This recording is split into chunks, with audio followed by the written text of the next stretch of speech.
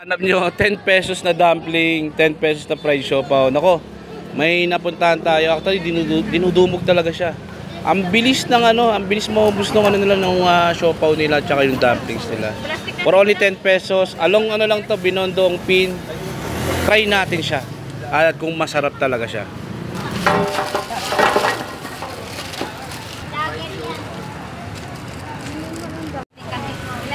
Sampu ito ba? 100.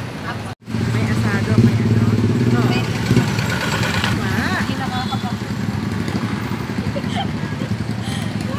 Ano yung tinitinda mo, ma'am? Ang fried siopaw, So, magkano po siya? 10 pesos per piece. Pati yung dumplings mo, 10 pesos din siya. So, ma'am, bigyan mo ko ng 5 fried siopaw, tsaka 5 dumplings. Thank you po. Sure ka talagang 10 pesos siya? 10 pesos po isa. Bali, 100 per tub.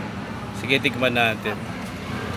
Try nyo. Pag nasubukan nyo, uulit po kayo sa sarap. Ilan po? Murang-mura. Mura nga eh, nagulat ako eh. Pang masa po. Tikman natin kung kasing lasa nung nasa kabila rin. So ito trupa, worth 100 pesos, 10 piso ang isa ng dumplings, tsaka yung fried siomai niya. So yan, i-try na natin siya. Ayan trupa, titikman na natin yung fried siopaw nila tsaka yung dumplings nila. Nako, for only 10 pesos, nako napakasulit nito. Ang dami bumibili actually. Kasi 10 piso nga, saka makakita kasi 10 pisong fried siopaw tsaka 10 pisong dumplings. So tikman na natin siya. So ito yung dumpling niya. 10 pesos. Yan. 10 pesos siya. Total, dito na yung dumplings niya.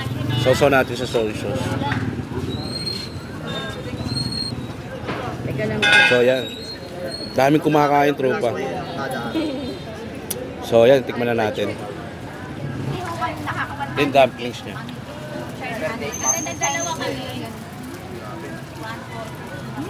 Ito lang yung ma'am sa peso. So, dumplings. Iba-iba yung lasa ng dumplings din sa Binondo. So, kung sa price lang ang tatanungin nyo, is okay siya talaga. 10 pesos lang siya, halagang 10 pesos. Pero saktong-sakto yung lasa niya. Tignan naman natin yung yung fried siopaw niya. Fried siopaw, worth 10 pesos. Yan. So, tikman na natin siya. Lagyan natin sa soy sauce. Wala kayong no? Yung matamis na hindi siya, yun na talaga siya, soy sauce siya. 10 pesos. Ang laman nung Kahit pira-piraso lang. yung same lang din. Asado ba to? Ano po? Pork. So, pork asado. So, pork asado yung laman niya. So, tikman na natin siya. Ito naman yung fried siopaw nila. 10 pesos yan. Pork and pork. Pork and Mais. Sarap. itong fried siopaw. Mas gusto ko yung fried siopaw niya. Panalo. Panalo. Oh, may ano. Ano po nasa loob meat? Oh. Kaya ng oras kayo nagbubukas dito? 8:35 hanggang alas 7 ng gabi. 10 pesos lang isa. 100 per tub. Yung ganyan, 100 pesos siya. 100 na po yung ganyan. Per tab. Sa kalawa pa. Dahil bumibili trupa. Grabe. 10 pesos kasi saka makakita sa Binondo ng 10 pesos lang. Kaya nagulat ako eh. Pinupuntahan siya eh. 5 pieces lang. Kain? Ikaw? Kakainin ko sa daan. Doon na lang talaga iba. Magkano yan ate? Yung iba doon na lang po. Saan po ang isa? Wala na? Meron pa doon sa kabila. Meron din po. Doon na lang kayo sa kabila. Iswing ako lang. 100. 3 peraso.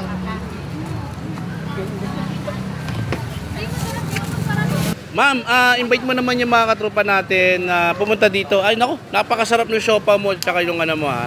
So ma'am, invite mo naman sila ma'am. Invite ko po kayo dito sa Tambakan Street. Ang oras ng aming bukas ay 8:30 hanggang alas 7 ng gabi.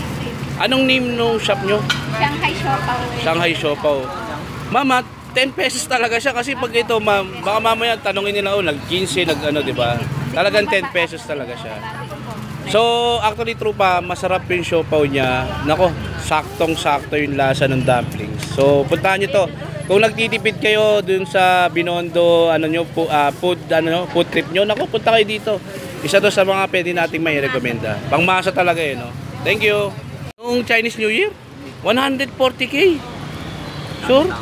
Tapos pagka, yung ordinaryong day lang, Sa 30. 30. Pero mo naman kasi tropa. Saan ka makakita ng 10 pesos na fried siopaw at saka 10 pesos na dumplings. Dito lang sa Binondo. Actually, pwede natin pandayo ito. Kung gusto nyo talaga ng food trip na mura, punta kayo dito. Ate, pagkano sa muntik? Tingin siya. Taling ako sa pag-study. So, ito. Yan. Dito.